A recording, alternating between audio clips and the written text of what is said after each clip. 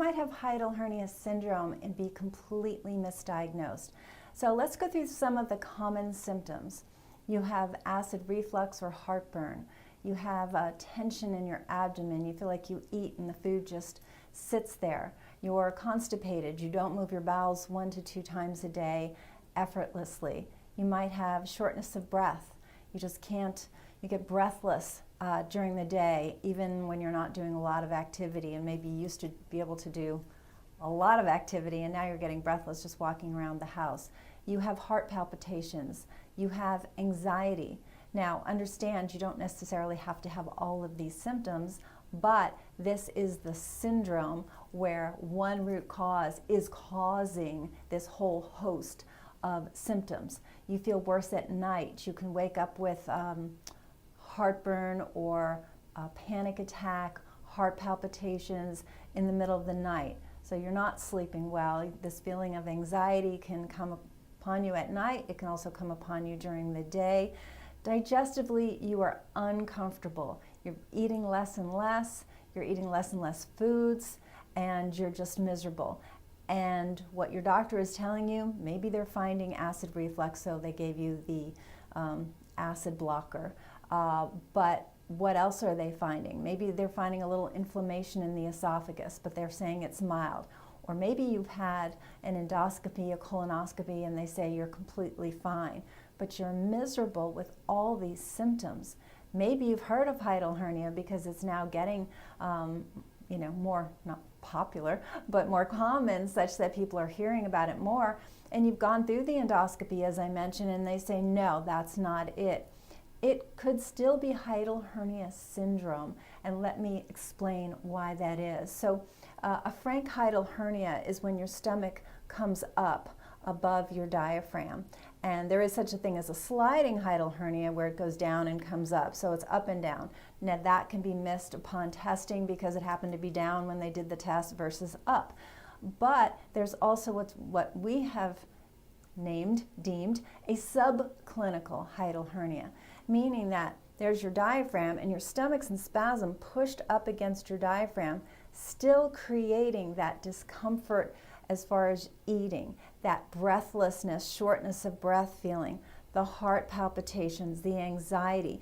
This is all a structural type of issue because when that stomach is in spasm and pushed up on the diaphragm, it doesn't have to be through it, right? It doesn't have to be a frank hiatal hernia, but just enough that it's pushing up on it, that diaphragm is now in spasm, and instead of freely moving so you can get all the oxygen that you need, it's more like, okay? Because it's in spasm. So you will have that whole cascade of symptoms, and you'll be tired along with everything else I just mentioned, and you are being misdiagnosed, and you'll frequently be told, it's in your head, meaning you're under stress. Here's what we need to do. Here's your antidepressant, here's your anti-anxiety medication. These are very dangerous. They've recently absolutely been proven not to work. And so that's a dangerous way to go about it.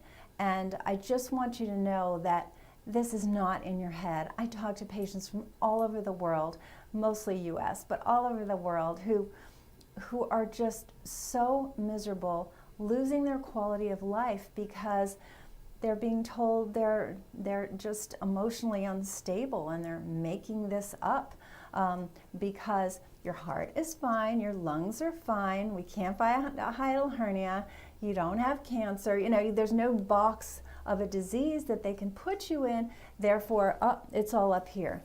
And that's not true. So if this is you, if you know of anybody who has these type of symptoms, it's very hard to explain. I can just tell you, I run into that all the time too with patients. They're like, my spouse just doesn't get it, my family just doesn't get it. And they don't. If you've never experienced this, it's like, so why are you feeling anxious? Look around, honey, everything's fine. You go, I get it, I'm still anxious. Why? Because you can't turn off those stress hormones that are being created by your body because your diaphragm is not getting enough oxygen, okay? You can't just go, oh, not now, and turn it off and be happy again. It's not the way it works. This is out of your control, but we can get you back in control by getting to the root cause of this problem, and it's not difficult. does not require surgery. It typically requires no medication. It is a natural program. And believe me, if you're not suffering with this, you likely know someone who is, because it's that common.